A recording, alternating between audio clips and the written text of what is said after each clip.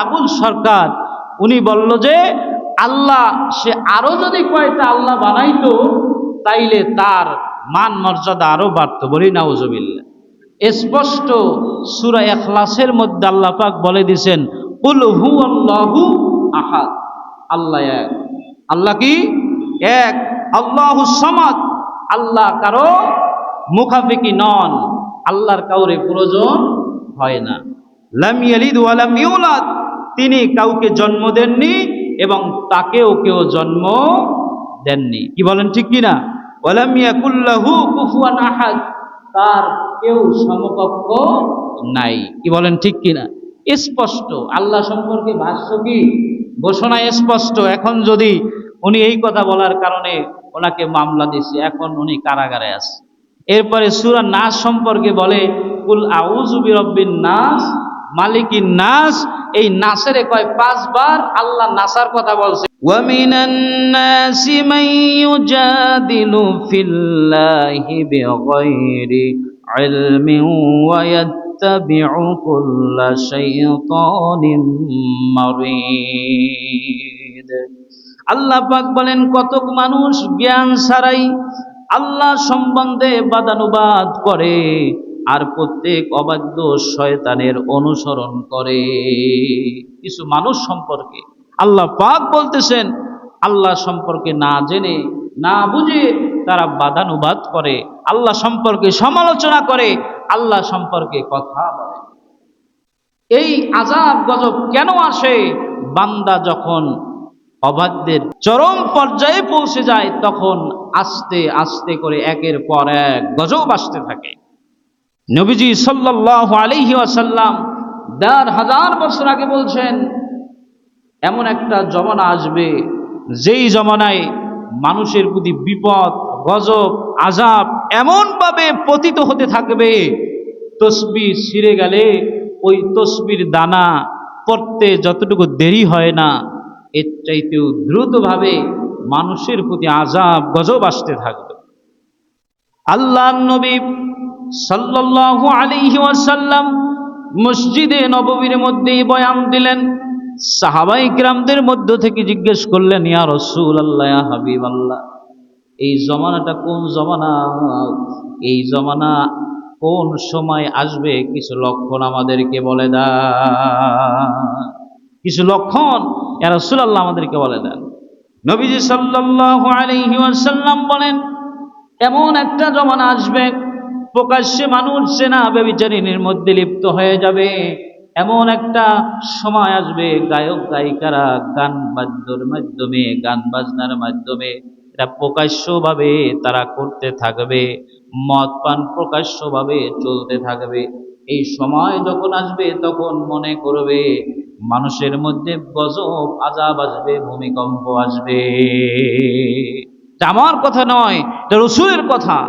ভাইয়েরা আমার, বন্ধুরা আমার, তাহলে যেই মানুষটি অবাধ্য আছে, অবাধ্য মানুষটা কুতিবা আলাইহি আন্নাহু মান তাওয়াল্লাহু ফাআন্নাহু ইউদিল্লুহু ওয়া ইয়াহদিহি ইলা আযাবিস সাঈর।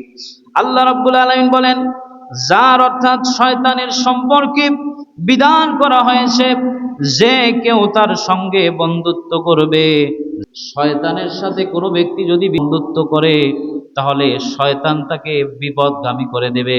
বন্ধুত্ব করলে শয়তান তাকে বিপদের মধ্যে ফেলে দিবে। কি বলেন ঠিক কিনা? শয়তানের লগে যদি বন্ধুত্ব করে তাহলে কি করবে? বন্ধুত্ব করলে মানুষকে বিপদগামী করে দেবে। তা আমার কথা না, আল্লাহর কথা। আর বলতেছেন, আর তাকে প্রজ্বলিত অগ্নি, তাকে শাস্তি দেওয়া হবে, শাস্তি দেওয়া হবে জাহান্নামের মধ্যে, ওই ব্যক্তিকে শাস্তি দেওয়া হবে।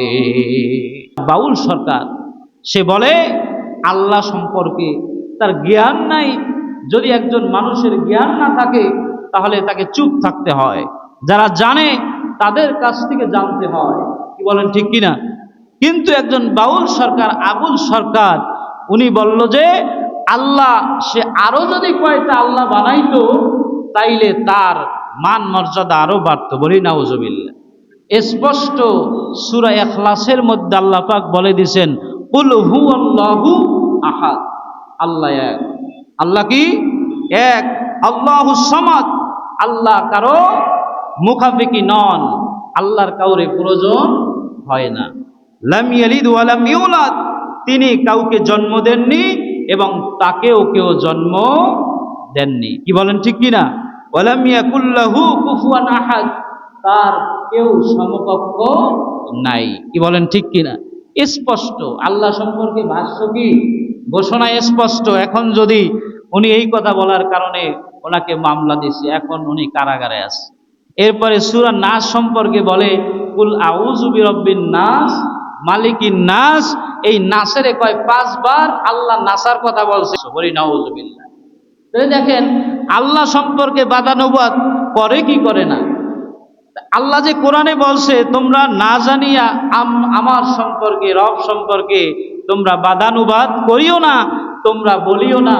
আল্লাহ যে কথা বলছে বান্দা করবে বিদায় এই কথা বলে দিস। কি বলেন ঠিক কিনা? আল্লাহ সম্পর্কে মানুষ স্পষ্ট ভাবে জানে কুল হুয়াল্লাহু আহাদ, আল্লাহ এক।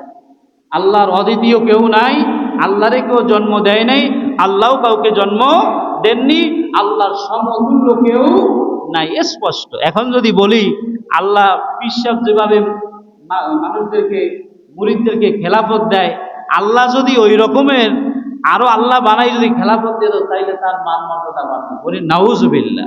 তাহলে তারে কি পর্যায়ে, চরম পর্যায়ে তিনি বন্ধুত্ব করছে শয়তানের সাথে, এই জন্য তাকে চরম পর্যায়ে নিয়ে গেছে শয়তান। তাকে এখন এমন পর্যায়ে তার ইমানই নাই। ভাইরা আমার, বন্ধুরা আমার, তাহলে আমরা কি এখনো সময় আছে আমাদের আল্লাহর দিকে ফিরে আসতে হবে।